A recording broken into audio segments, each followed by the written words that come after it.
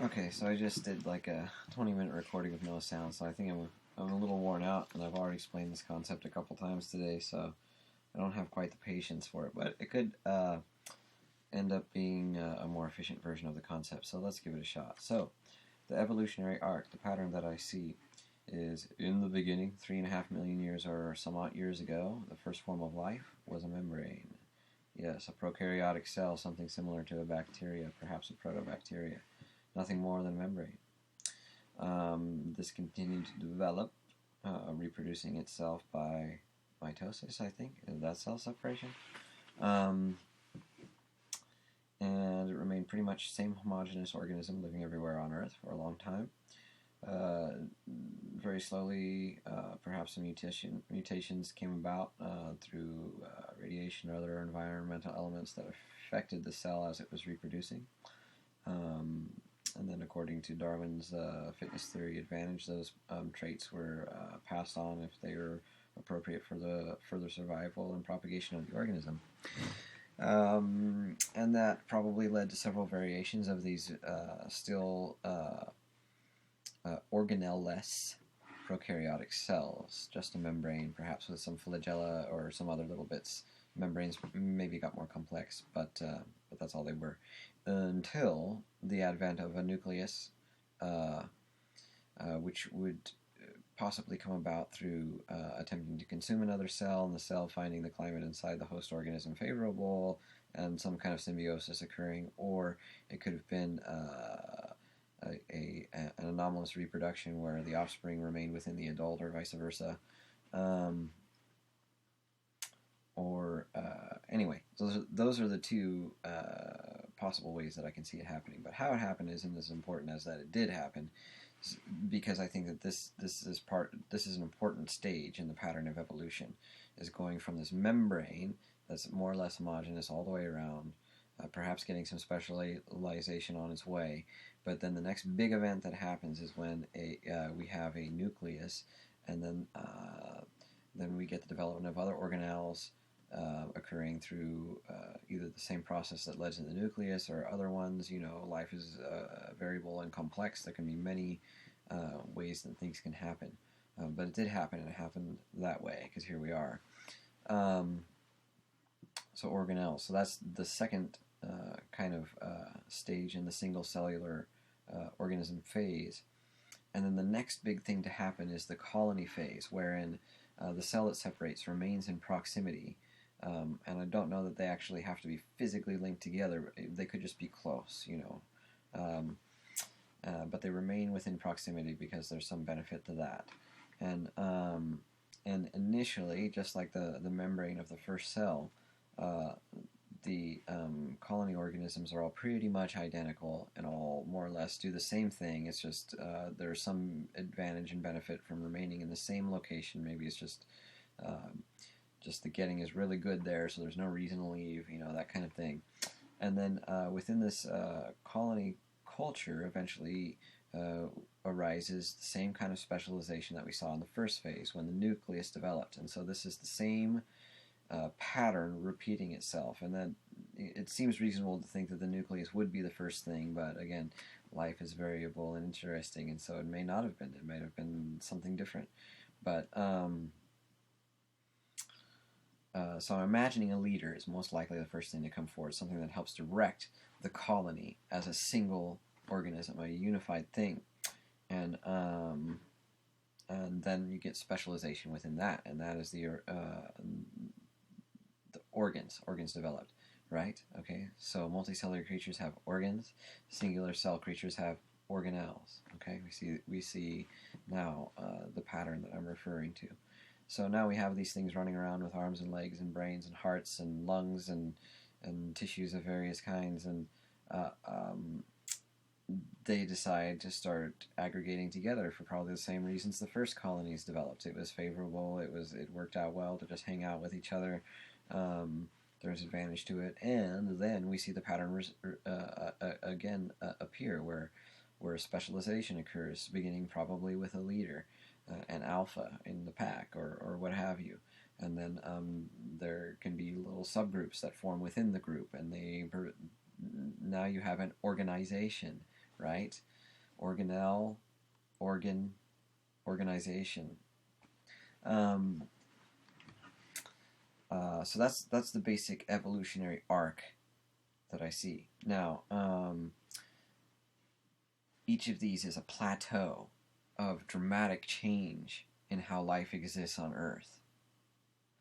I feel that there's a corresponding perceptual awareness, a corresponding plateau of consciousness that happens at each of these stages. I don't know that it happens simultaneously with that biological evolution. It probably develops afterwards in stages.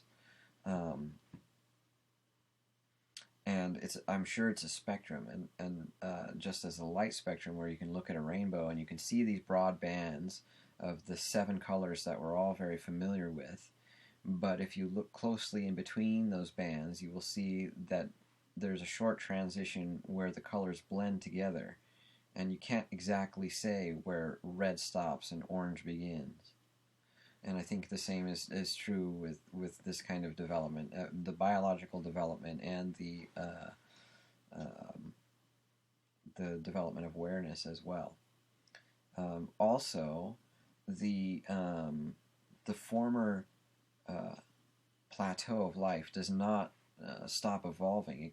It still continues to become more complex in its own way. Like those organelles can get even more sophisticated and complex in the single-celled organisms, and you can get more flagella and things like that in the prokaryotic cells. You know, the process never ends. It doesn't. The new plateau of life doesn't replace the evolution or the progression of the old form of life. So the whole thing is also like moving and developing in an upward arc as well. And I feel the same is true with the plateaus of consciousness. They're always like comprised of the former levels, and I'll go into that now. So a singular cell organism, how I believe that most basic form of consciousness exists, and I don't know exactly when it arose. It makes sense to me that would have had to happen pretty damn quick, so that organism had some way to navigate the world. But you know, maybe it was successful enough it didn't need to navigate. It died or lived, and as long as it was able to propagate, then it was able to make enough of itself, and it didn't matter. But at some point, maybe when the flagella developed, when it began to be able to move, then that first consciousness began to develop, and you know, that navigation system pops up, you know, however it arises. And I believe that everything can be broke down to chemistry and physics, and it can all be rationally explained. I'm really trying to stay away from like woo-woo here, but I'm trying to point towards why there is woo-woo and what the woo-woo is actually trying to get at.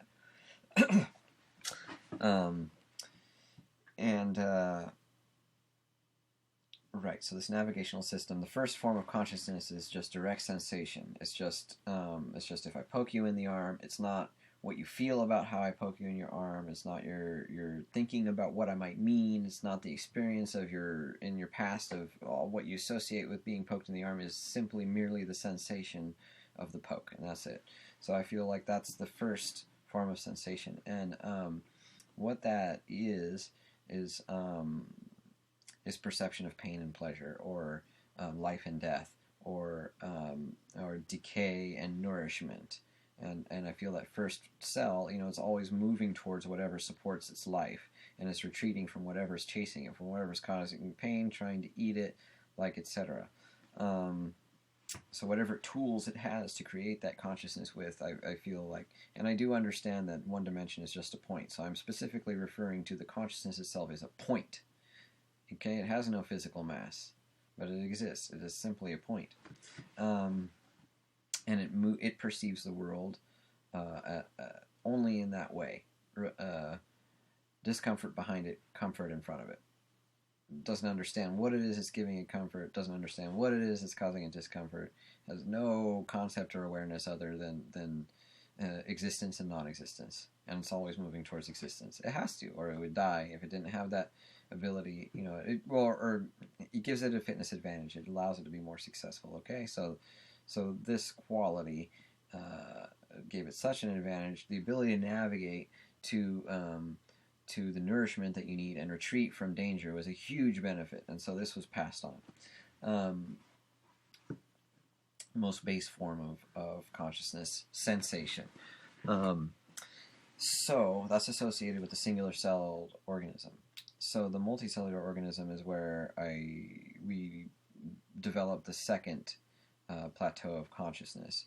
And again, like there's a spectrum, so it's not like as soon as there's a yeast, it all has sudden has second dimensional awareness. It might not or never evolve it during the evolution of yeast, but in some or somewhere in the in our ancestors, in our early ancestors, that they're developed within that colony of cells. Some of them, when they had a sensation, they became stuck in that sensation, and rather than that impulse fading away, it recorded not only the sensation it received, but also the response that the colony had, whether it was a positive or a negative response. We can break it down that simply. And so this is the genesis of memory. And memory, I feel, corresponds with second dimensional awareness, because now the second dimension, you have two axes. What it suggests is an array of options. So no longer is it just going forward and retreating from this. It's now like there's many places to go, and you can choose whichever one feels the best. But until that memory comes, there's no there's no recollection, no thought, no meditation of any kind, of no computation really. You're just still responding to stimulus. You just have a broader array of it, and then somewhere along that, the memory develops, and emotion is what we would call that. Is like the memory of a feeling.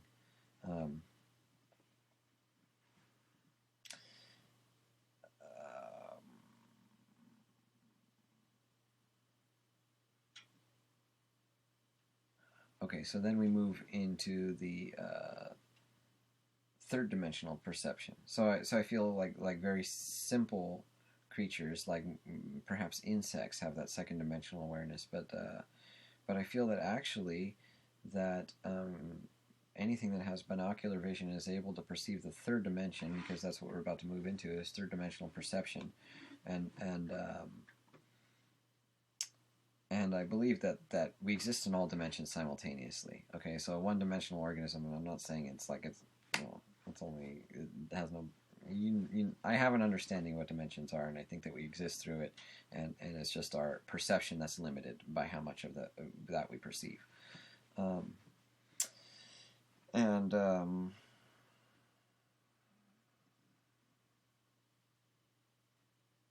Okay, so the next form, third dimension, is the ability of abstraction, of being able to conjecture the other sides of objects based on what you see in front of you. And yeah, as I was alluding to, I believe that all creatures that have binocular vision have some kind of rudimentary thought process. And it's strange to think, like, what does a lizard think? Like, I don't know, I'm not a lizard. It obviously doesn't think in language or words or anything that we can imagine. And it probably, reptiles probably have the most rudimentary, I would just guess, that reptiles, and I don't know, do fish have binocular vision? They might. Okay, I'm sure there's probably some ocean life that also, oh yeah, octopuses, obviously. And, there's a million forms, of course, but they're mammals, so that's cheating. But yeah, there's definitely intelligent life in the ocean, without a doubt. Because I feel that the perception of the third dimension is directly correlated with thought, and the ability to just imagine the other sides of things and the positions of things as different from what they are. That requires abstraction, and that's thought. And whether they're self-aware, whether they're aware they're thinking or something like that, is a whole different subject of discussion. But and I think wherever you find language, that thought has got to be, there's thought behind it. It's like, there's something I need to communicate, I'm going to communicate it, and language is perceived in all variety of mammals and birds and such, and it's been well recorded and noted that animals talk to each other and they are saying specific things. It's not just a bunch of noise. And I feel that there is thought.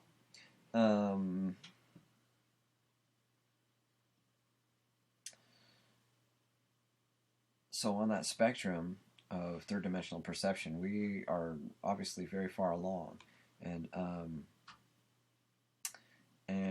or it's obvious to me, or I think that's what I'm seeing, and I'm not for the flawed humans suck, we're horrible things kind of philosophy. So if me saying that humans are far along triggers you in that way, then I don't know what to tell you. I'm trying to be objective and just looking at what our capabilities are with our hands and our brains, and like what we're able to do in relation to animals and other forms of consciousness on Earth, and what that difference is. And it's difficult to point to any one specific thing and say this separates. Well, we can use tools, and animals don't use tools. And actually, there's this animal that does that and uses a stick to do this, and like puts all these things on its shell, and like blah. And there's always a way to show how that thing is not the thing, but there's obviously a thing, right? We're just better at it. And that's the thing, is that our consciousness is not actually different. We haven't transcended the third dimensional conscious state yet. We're just really good at it. We're really good at 3D. And I feel that we have occasional transitions into fourth dimensional consciousness, that there are experiences where humans have fourth dimensional consciousness, and I think that that's where our spiritual teachings arise from, is that there are experiences that members of our human congregation have that transcend thought, because I feel that thought is what gives you your ability to perceive the third dimension, and just as you couldn't communicate thought to something that only perceives 2D. I mean, it's like trying to talk to a bug or something like that and enlighten it. It isn't built to be able to receive it. And like I said, I feel that there is a correlation with the biological plateaus I was talking about the aggregations, the specializations, and then that becoming the new building block for the next aggregation, and the specializations, and this pattern repeats. And then these plateaus of consciousness correlate with the sophistication of the evolutionary platform that we're talking about. And so I feel like we're on that cusp of that fourth dimensional perception, of perceiving the fourth dimension the way that we perceive the three dimension, as this thing that we can walk around, that we can manipulate. Okay, fourth dimension is time, right? And I feel that, if you've read Flatland, or if you've done any exploration in the dimensions, they use an example of how, like, if you were to pass a sphere through a plane, for example, what someone on that plane might observe would be like this expanding, like, circle, like opening up in front of them on this flat plane. They would probably just see this line, right? They're two-dimensional. But it would go like this. So that sphere may exist as this thing, like totally apart from that experience that they're having, and have this static existence in space. But what they perceive is this motion. They perceive this action. And that's how we perceive time. We're perceiving this motion. We're perceiving this line, this continuum. But one theory about time is that everything is all exists simultaneously, and it's only our perception that is limiting it. And I don't use limiting in a bad way, because I think that there's that this is the realm of experience, and without this limitation there wouldn't be any experience. All things happening simultaneously is no experience. Everything's static, right? But maybe there is experience in a way that I can't conceive of. I mean, there's certainly existence, but what it's like, it's not possible to think of it, because it transcends thought. It is a whole nother order of perception. And I do think that it corresponds with a biological ability, and I don't think it can be contained in a single individual, because there was a certain point when that multicellular organism that walks around and has a brain and everything, and who knows how many species or which species or what, they become self-aware. There becomes an I am. And it's not a concept. It's not like, it's not academic amongst the cells. They don't discuss it in their little cell cafes over a cup of cell coffee. It's a real thing. the location of the consciousness of that organism moves up, you know, and the awareness, the fourth dimensional perception in that state, with locating your consciousness up, I don't know what better word to use right now, onto that fourth dimensional plateau, it doesn't eliminate your ego. It doesn't eliminate you as an individual. But now the individual that is you becomes like your hand. So this is you. You know that this is you. But it's a part of you. It is not the sum of you. It is your hand. This is you. So I feel that this is always going on, actually. And just as I said, I feel like we extend through all dimensions simultaneously. And it's just the limitations that we have that result in our experience of what life is.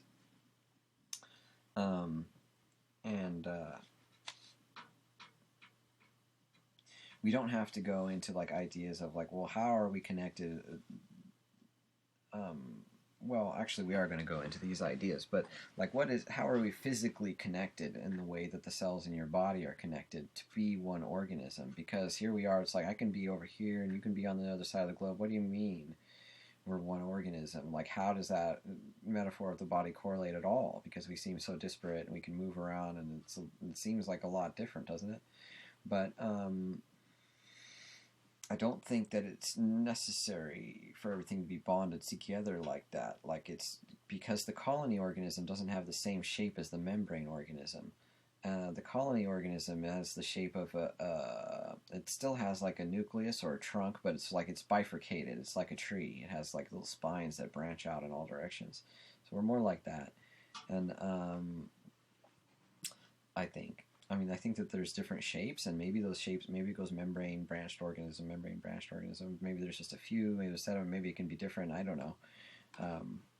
It's all an exploration, really. Like, this whole concept just opens a huge amount of questions and little details that I want to refine and understand better. But where are we getting to?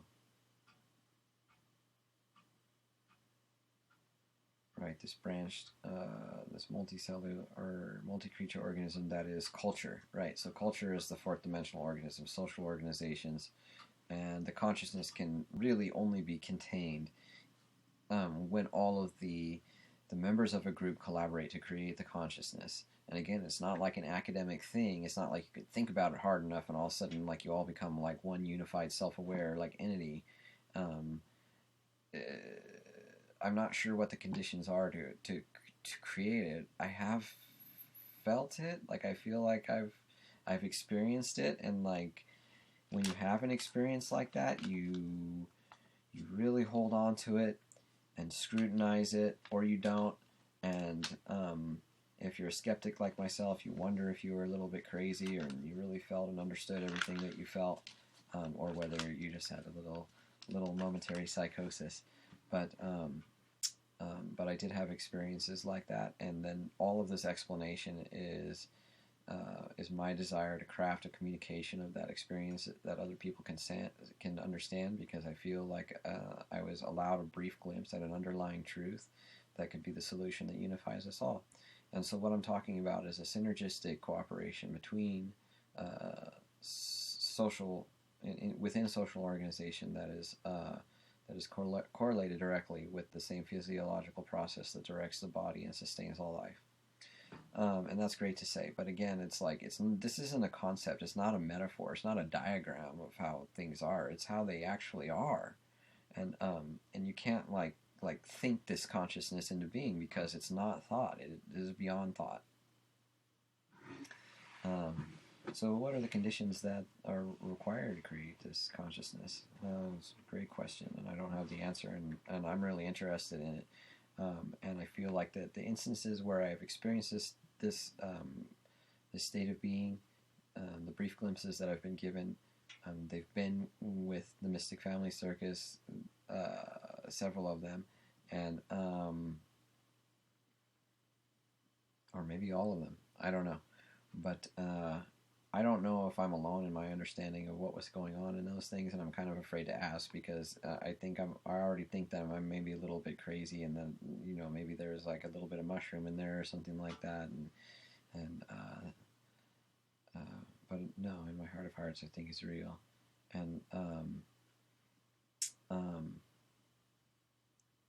there is an overarching order and an intelligence. And if you think about an organism that can manipulate the fourth dimension in the same way that we can manipulate third-dimensional space, what is that like? You know, I liken it to this. Like, you can look at the top of my head and you can look at my toe. You can't do it on this video. Okay, so let's see, like, from elbow to elbow here. Okay, so you can look at my right elbow and you can look at my left elbow and you can say, well, that is the extent of Joel. He goes from the right elbow to the left elbow. And like, you can go, yeah, okay, head to toes, etc. Or like, my lower torso to the top of my head. At least that much exists from what you can see. I think that a fourth dimensional intelligence would perceive life and death, beginnings and endings, just like that. Is that this is not the beginning and the end, this is just the border that contains my shape, okay, or the shape of that person. But it would have like a fixed location in fourth dimensional space in the same way that objects have a fixed location in third dimensional space. I mean that they have like a consistency and solidity. You can throw a ball, but the ball's going to land somewhere to base the laws of physics, etc. So there's, I'm sure, the same physical laws that apply to the fourth dimensional reality as well.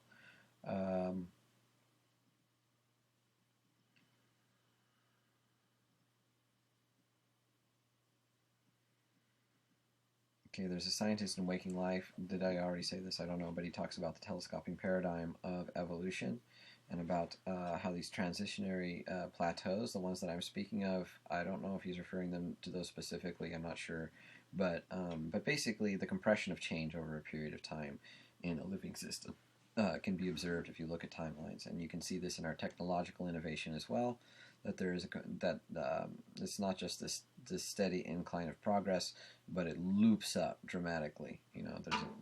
And I think that the same is true of biological evolution, of consciousness evolution, of like all living systems that are evolving. And so that means that this next level of perception is coming quick. But like, what does that even mean? Like, and I can't even imagine like what fourth dimensional experience, if there even is any, is like. So I think that really we're angling towards like we're still going to be kind of rooted in a third dimensional space, but or perception, but we are going to identify the self much more with the collective than with the ego self, which is not a bad thing at all. The ego keeps you alive; it has a perfect function, and it's just fine when it maintains its proper positioning in this order of consciousness. And so when we hear about Eastern philosophies transcending the ego, I think that that's what they're talking about. Is not the elimination or annihilation of the ego, but that the ego is encompassed by the larger self, the next tier of self, the next sense of self, which also that correlates with the next understanding of dimension. So why is there suffering? So just like you slough cells, supposedly we replace our bodies every 7 years through losing skin and the waste that we excrete. So just because there is like this divine consciousness, oh yeah, did I say it happened already? Yeah, it's already going on. It's already fourth dimension. It already is will happened. There is no tense in fourth dimensional consciousness. If it's going to be, it's already be. And then our minds or consciousness is just walking along the body of it as we get closer to the awareness state, where we're more aware on that level, or we associate our awareness more with that. It's not just being aware of it, but it's like our awareness is that, and this is more diminished. Like again, it's like it's part of your ego self is now going to be part of your body. It's not the body. Because the body is now the culture, and the individuals, they slough off, and yet the culture remains. New ones are born. It's the same kind of consistency that we see within our bodies, is that they're replacing it. We're dying all the time, but we're also creating new material, and etc. And that cycle repeats itself. It's like, our whole body has like a certain lifespan, just like the cells within our body, and so this is how a consciousness can have an eternal life in essence. And so again, to the spiritual teaching, to the eternal soul, I think it's more like rooted. Well, first of all awareness is one thing. There's only one awareness, one consciousness, and we're all bits of it, right? And so in that manner, there's eternal life. I don't see any real reason to believe that there is an everlasting ego, like, because I associate that specifically with the causal effect of life and death and birth and experience, and if you're attached to it, I'm sorry, but I think that goes away. But life persists and consciousness persists, and that little bit of awareness, that little bit of the universe is still there. It still always will be there, and will constantly evolve along with all of life. The physical is the three-dimensional, and the fourth-dimensional transcends it, but it doesn't leave it behind. As I said before, I think, again, the mistake in interpretation of spiritual teachings is eschewing physical form. Physical form is awesome, This is the realm of experience. This is where we feel what it is to be alive. Don't eschew the physical form. The physical form is awesome. This is great that we get to have experience, that so much is hidden from us, and we get to discover it. There's no discovery in an all-powerful, omnipotent consciousness. I mean, that, to me, like, from this state of being, that sounds incredibly dull and boring to me. You know everything. You are everything. And guess what? All your friends are imaginary. You made them up. What a lonely existence. I am really happy that that is just a playful concept that I can toy around with, and I get to remain in this blissful ignorance, thinking that there's an I and a you, and we get to have this conversation about what it might be like to be more complex and interesting. I think it's a lovely thing. So duality. So duality is another thing that is present. So right from the start, we talk about pain and pleasure, existence and non-existence, the most rudimentary form of consciousness as I see it. So again, like eschewing duality, not useful at all. We need a yes and a no. We need an on and an off. We need a 0 and a 1. We need a right and a left. We need a liberal and a conservative. And like, I know people will argue that point, but like, I think that having that kind of polarity actually provides a function. We got a right brain and a left brain, and they have these different things that they do in a way that they check and balance each other and everything like that. It's like, if it's so bad, why does systems always line themselves up like that? Why is there a male and a female, And I think it's fine. And instead we should embrace the duality and learn what the true purpose of that duality is. What is the true purpose? So we'll just talk about American politics for a second. What is the true purpose of a liberal philosophy? What is the true purpose of a conservative philosophy? Because, I mean, if you just look at the word conservative and what it represents, it sounds like a good thing to me. I mean, that's just the idea that we want to hold on to what's working. That it's like, whoa, let's not be too hasty, like jumping off with all these new ideas and whatever. We don't want to waste a bunch of energy on a bunch of experiments that aren't going to work. Let's, like, hold on to these things that work because they're working and they've seen us through for a long time. I think that's an important voice in evolution. And so is the progressive voice, the liberal voice, whatever you want to call it, the voice of like, no, things need to change. We've been the status quo for too long. The system isn't really working. It's not serving us, and we need to, like, mix things up and try a new social order because the stagnancy and decay is not working for us anymore. Okay, so these are two voices that they need to talk and they need to have a conversation and make a decision, and I'm glad that they're both there because they both have valid salient points. I've been in situations where a very liberal mindset dominated and all of the energy just escaped and dissipated and nothing was created. There's certain communities where that's very common, and I think a lot of us have had that experience. And there's real value to the conservative mentality of, well, let's be careful, let's be conscious. Is this cell in our organism coming into the organism? Are they really beneficial to this particular group? Or are we getting a fitness advantage here? And like, that suspicion and that like carefulness, I think that there's a value to that, And it is all one body and one organism and everything like that, and love dominates all, and that is the ultimate answer. But there's also membranes that separate us, and that those are there for a very good purpose. And they delineate our universe, and again, they're necessary for experience. And so if you like experience, there needs to be a me and a you. And I think that we would all be a lot happier if we moved into the understanding that everything was connected, and that the me and the you is about the roles that we play to help each other to be more successful as living organisms, and not like a combat of trying to take the other one out, because it's like cutting off the nose to spite the face. Exactly. And that's been so much effort has been tried to communicate that, and again, it's not, the idea doesn't matter. Okay. The prophet points to the moon and everybody's looking at his finger. It's like these concepts that I've laid forth here, they aren't the same as the actual experience. The actual experience is a whole different thing. Like if you ride a bicycle, you'll get all of these tips, like when you're learning to ride a bike, like do this, do that, you've got to pedal a little faster, keep the wheel straight, keep your eyes ahead so you can see what's coming. But all of that stuff isn't riding a bike. Those are concepts about riding a bike. Only when you get everything to click together and you're moving and that bike is staying upright, then you know what it is to ride a bike.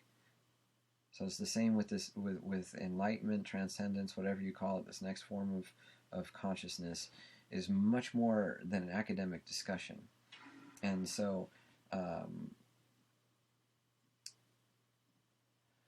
what do we do with this information, and how do we help guide the process into its next fruition? Well, my feeling is that that I experienced these states of consciousness when I was in groups of people that that had that as their goal, whether they would break it all down like that. I mean, elevated consciousness was the goal, and it's not necessarily necessary to understand any of these concepts to achieve it.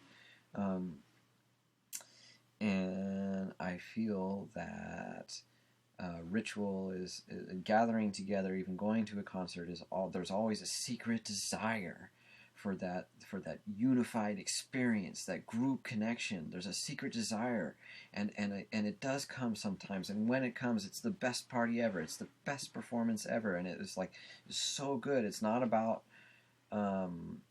or I feel like, I mean, you can have examples of individual virtuosity and going and seeing like someone play the violin in just this amazing way that nobody else in the world can do, and that is an amazing experience in of itself. But I feel like it's the collective focus of all being together and all pointing in the same direction, that feeling of unification, that's the real heart of that experience. And what makes that artist so great is that they so fully capture the attention of everyone in the room and bring it into a single powerful point of awareness. And I love it. And I think that we can, when we understand that that we are actually playing with the force of evolution here, and that there's actual like awareness and a state of being that can be created in these groups, and that this is actually the reason that we are gathering there, that we can study it, and we can do these things to encourage it, and we can try and create environments that we think will support it, and like this works and that doesn't work. Interestingly enough, in my experience, stress is often involved in an important, I think, maybe role in it. I don't know if a relaxed environment is actually the best environment to induce it. I mean, maybe it's possible, or maybe it's because we're so new at it that we need to be smacked around a little bit to get there or something. I really don't understand it, but I kind of understand it. Okay, so it's like, so when you have a group of people and they're all disparate, disconnected, and they're like, everybody's arriving at the party and they're all uncertain, and they're like, well, I know a person over there, but we're not actually that good of friends, and like, all of this stuff, and what do I do, and should I dance? I kind of like this song, but I'm not really feeling my body right now. I'm like, okay, so like all of those little thoughts are going on, or maybe you like get into your little cliques of people you already know or whatever, but you didn't come here to see those people. You already see those guys all the time. You came here to be in the mix. You want to get in the mix, and so so the ice has to be broken yet. And so one way that can happen in a really strong way is when an outside influence comes and threatens the group. Then all of a sudden everybody's like sudden unification. Now we're all going to face this threat together because we gotta like deal with this thing, and that cohesiveness can lead to that kind of transcendent feeling, especially if you overcome the obstacle and you remain together. And so I think that can be, and so maybe we can like, and I think like it's some of those like intense rituals like fire walking or like doing sweats or things like that where there's like an extreme physical stress is for that purpose of like kind of like this kind of like, it's not like the stress is the enemy, but it's to create this thing that you all come up against together and help and support each other to create that cohesive connection that leads to that higher state of consciousness or helps to instigate it. But again, it's like that feeling of just like fellowship or just enjoying being around other people. That's just a hint of like of this real like awareness of like, it's not me anymore. It's me, and like I've got this part that's here, but this is me.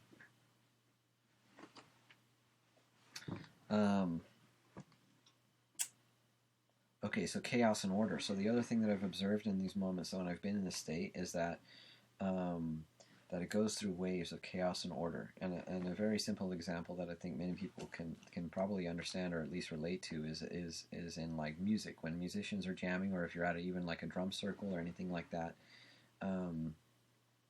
it goes through these waves of chaos and order, like where everybody's like syncopates and they're like, man, they really hit it, and then they just like, it's so sharp and so good, and everybody's doing the thing just right at the right time, and like you don't even know what your own hands are doing, but it's just going so good, and then it kind of falls apart, descends into chaos. And it's funny because like I'll hit the wrong beat or wrong note, and someone across the circle will be like, oops, sorry, and I was like, but it was me that hit that wrong note. It's like, did we all hit a wrong note? Like, what happened there?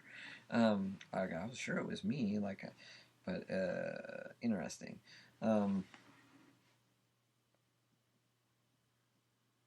Chaos and order. So I think that's about, again, it's like the 0 and 1. The duality is within that cohesiveness of like the integration and disintegration, and I think that you can most aid this process of elevated consciousness by committing to those states of chaos and order, instead of being like just holding on to this regimented like, or we've got to hit that harmony the whole time and everyone has to feel the love the whole time. It's like great when that comes, like feel it and get underneath it and lift it up to its highest possible state, and then when it starts to get boring, or like someone doesn't quite keep the beat or hits the wrong note, or like it starts to go off and tilt up a little bit, and like just let it fall and then like stomp it into the ground and smash it to bits, because the chaos is where creativity arises. That's where the next higher order of harmony comes from. It's all those little broken bits of the previous form that have disintegrated into chaos. They reassemble themselves, and the elements come together to create a new order. So, and it feels, this process feels so cathartic and good if you just let it be. So I think that that's a component of creating events, and so. I like the sophistication and the precision and just the beauty of virtuosity that is rehearsed and performed over and over again until it's just this beautiful, refined jewel of perfection.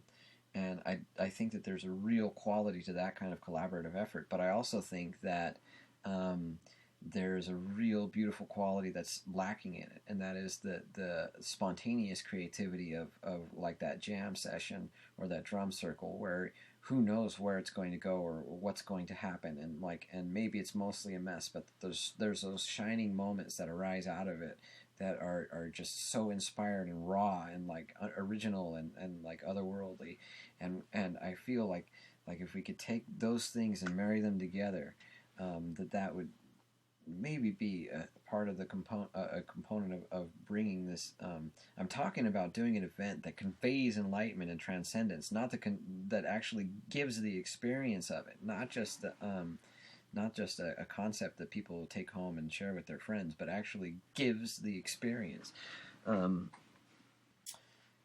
I think that could be part of it, is allowing that oscillation of chaos and harmony to occur. So maybe like having some of that rehearsed like precision to draw upon, and having that material, but maybe not scheduling it, not saying this is going to happen then, but instead making a way to bring it in when it's appropriate, like perhaps when the chaos isn't resolving into an order like fast enough, like the energy's starting to dissipate and like people are starting to leave because it's not coming together. It's like then bring in your finished piece that like pulls the energy back together and like sharpens everybody's awareness up, and then to see where that goes. And like, you know, you could have several like pieces that you work on that you bring into the show, but like always get out of the way when the freaking real genuine harmony comes. Like get the fuck out of the way, because that's the real shit right there. Like don't stay married to that rehearsed stuff. You gotta get out of the way so that God can come in. You know what I mean? So that's it. I mean, that's my thoughts on that, and what we can do in our way as performers and entertainers to bring awareness deeper into the world. Because really, it'd be wonderful if we could live in that state and that awareness all the time. And the final point is okay. So I had these moments of bliss and awareness and connection to the divine and everything like that. How come I don't have it anymore? It's like I understand it, and like I don't feel connected in that intimate way to it anymore.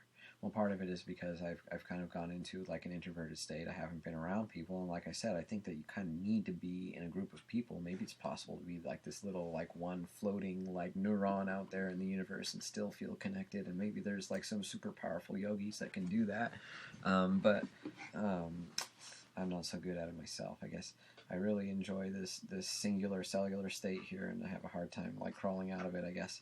And then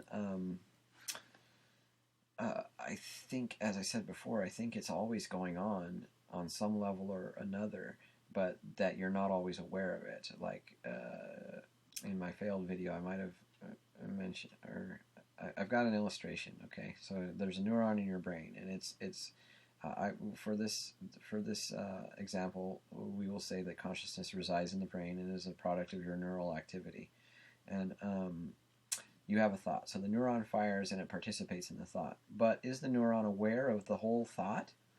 I don't think so. It just does its little like bleep, and that thing all aggregates together and becomes your thought. All of those signals are your thought, your thought, your thought. And is that neuron aware of you, of your existence? I don't know. I'm not sure if there's some kind of like cellular like connection to the whole of me, like it's got its DNA, and the DNA is essentially the instructions from my biological form. But is that the same as an awareness? Or I mean, because we all contain cultural DNA as well, and then like, but we're not aware of, we're not directly connected to that great experience that I'm talking about.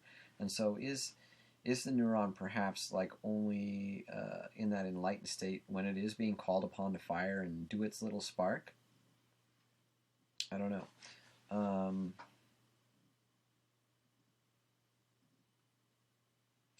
The other thing is that when I had these experiences, they happened in succession. They became spaced further apart over time, and they became less powerful. So again, I'm seeing like I didn't record the date, so I can't see if there's like a direct telescoping, but it almost seems like it's like this thing happened and then it created this ripple that passed through my timeline, and I was able to experience that ripple. But why was it only in one direction? And why didn't I have these? Or maybe I did. Maybe it was just too faint, that, or like I didn't have the understanding while I was experiencing it until I received the information at the main event. And then I could understand the experiences that followed after.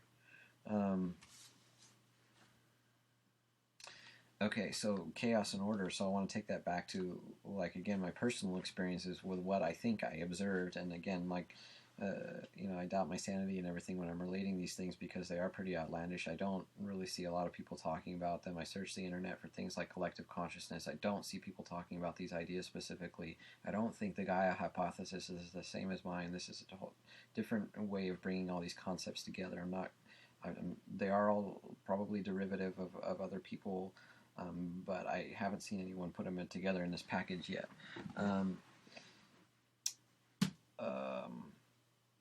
Yeah, so what I observed in these high states of being is that the people collaborating, and there was a lot of people, and they were all pretty high, in that state of high consciousness. I can't say that they were having the same experience or understanding that I was, but they were there, and there was a participatory like energy, collective focus of energy.